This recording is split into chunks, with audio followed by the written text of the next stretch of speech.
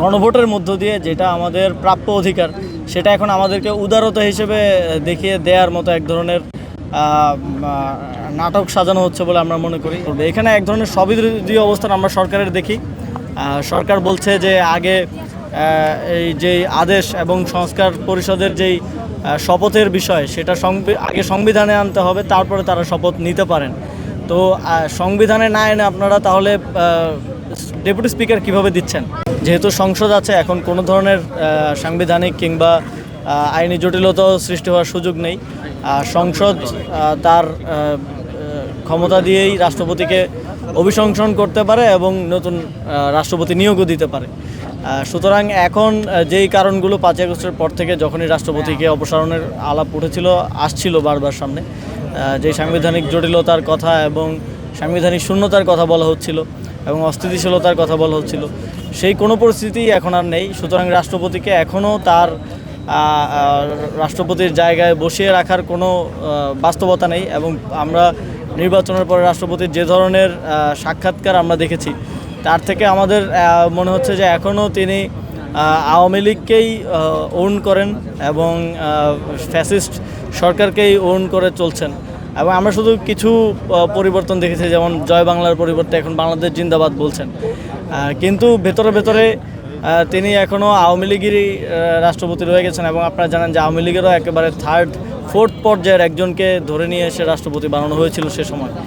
তো এমন কেউ একটি নির্বাচিত সরকারের সময়, একটি নতুন সংসদের সময়, বিশেষ করে জুলাই গণঅভ্যুত্থানের পরবর্তী যেই নির্বাচন, সেই নির্বাচনের পরে তার রাষ্ট্রপতির পদে থাকার কোনো নৈতিক অবস্থান এখন আর নেই।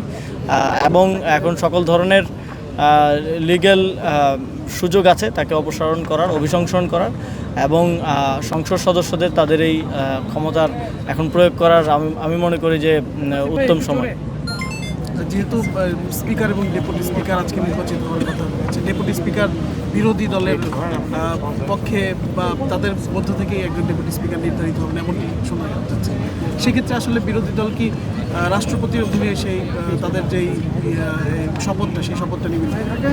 বিরোধী দলের অবস্থান শেষ পর্যন্ত যেটা আছে সেটা হচ্ছে যে আমরা এই সংস্কার বাস্তবায়নের মাধ্যমে যেগুলো জুলাই সনদে আমরা অ্যাগ্রিড হয়েছিলাম, সেই কোনো ধরনের কিছুই আমরা গ্রহণ করব না যতক্ষণ না পর্যন্ত জুলাই সনদ বাস্তবায়িত হয়। এটা বিরোধী দলের পক্ষ থেকে বারবার তাদের বক্তব্যে আপনারা দেখেছেন স্পষ্ট করা হয়েছে, আমাদের বক্তব্যে আমরা স্পষ্ট করেছি যে এই ধরনের যেটা আমাদের অধিকার, যেটা জুলাই সনদের মধ্য দিয়ে এবং গণভোটের মধ্য দিয়ে যেটা আমাদের প্রাপ্য অধিকার, সেটা এখন আমাদেরকে উদারতা হিসেবে দেখিয়ে দেওয়ার মতো এক ধরনের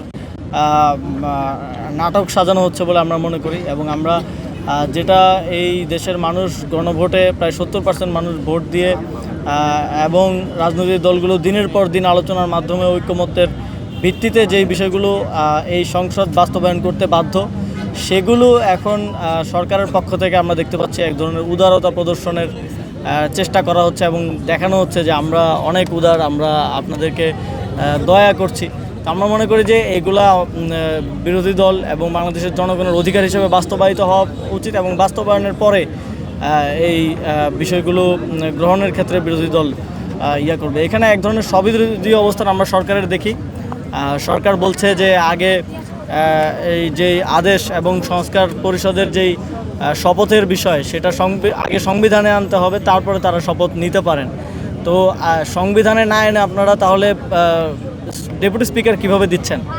তো এখানে আসলে এটা একটা আন্ডারস্ট্যান্ডিংয়ের মধ্য দিয়ে সব কিছুই সম্ভব। এবং যেহেতু গণভোট হয়েছে এবং গণভোটে জনগণের জন্যই তো এই সংবিধান, এবং জনগণ সকল ক্ষমতার উৎস এবং জনগণের রায় সংবিধানেরও উপরে।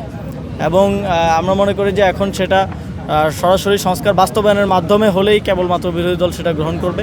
এর বাইরে আমার মনে হয় কোনো নৈতিক অবস্থান বা পরিস্থিতি নেই বিরোধী দলের এই ডেপুটি স্পিকার কিংবা অন্য যে কোনো কিছু সরকার দলের পক্ষ থেকে দয়া কিংবা তাদের উদারতা হিসেবে গ্রহণ করার।